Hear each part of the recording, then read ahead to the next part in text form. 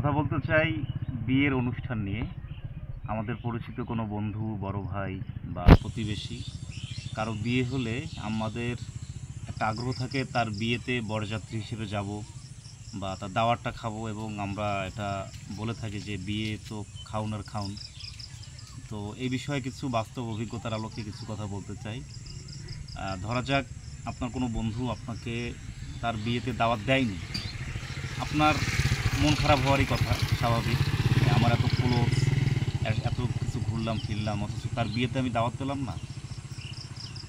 আর আপনি দাওয়াত পেলেন, আপনার আর কোনো অভিযোগ নাই, কিন্তু আপনি সেই বিয়ের মজলিসে গিয়ে দেখলেন শুধুমাত্র তার আত্মীয় স্বজন, নিকটাত্মীয় এবং তার ফ্যামিলি মেম্বাররাই সেখানে আছে।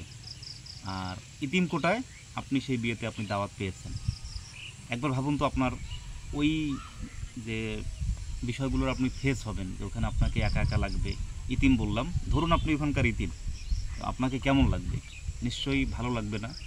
আপনার সামনে ভালো ভালো খাবার রয়েছে, কিন্তু গল্প করার একটা মানুষ নেই, আরও আপনার অন্য বন্ধুবান্ধব নেই।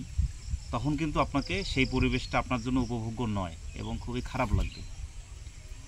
আবার দেখা গেল যে আপনি ইনভাইট হয়েছেন, আপনার সেই বন্ধুটি আপনাকে পাত্তা দিচ্ছে না, এবং এটা খুবই স্বাভাবিক। কারণ ওই দিন তার অনেক কাজ থাকে, নিকটাত্মীয়রা থাকে, অনেককে সময় দিতে হয়, কিন্তু আপনি ধরে ফেললেন যে আপনি যেই তার কাছে যে রেসপেক্টটা আশা করতেছেন সেটা আপনি পাচ্ছেন না।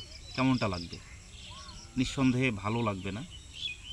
আবার আমরা বাড়াবাড়ি করি, কারো পোস্টে সে লিখেছে আলহামদুলিল্লাহ বিয়ে করলাম, আপনি এখানে ছ্যাঁচড়ার মতো গিয়ে কমেন্ট করতেছেন যে দাওয়াত দিলা না কেন? ভাই, এটা মোটেই ভালো দেখায় না। এবং যে অভিজ্ঞতাগুলো কথা বললাম, আপনাকে শুধু দাওয়াত দিল, আপনি কিন্তু ওখানে একটা কমফোর্ট জোনে থাকলেন না। কারণ আপনার কোনো পরিচিত মানুষ নেই, বন্ধুবান্ধব নেই।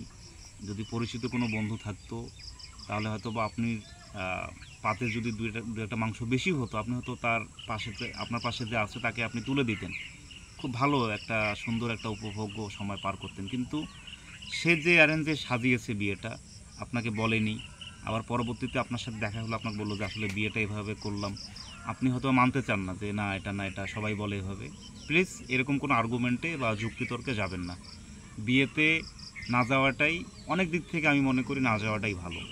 ওখানে কোলাহল থাকে, সম্মান পাওয়া যায় না, একটা হট্টগোল লেগে থাকে। আপনি যে সম্মানটা পান সেটা পাওয়া যায় না। অনেক রাত করে ফিরে আসতে হয়। আপনি কেমন খাইলেন বা না খেলেন এটারও হিসাব কেউ করে না। কিন্তু আমরা যেই আচরণটা করি, এটা মনে হয় সময় এসেছে এটা বাদ দেওয়ার। তো ধন্যবাদ সবাইকে যারা শুনলেন। আপনারা চেষ্টা করবেন এবং আপনাদের এরকম বিয়ের কোনো অভিজ্ঞতা থাকলে শেয়ার করবেন।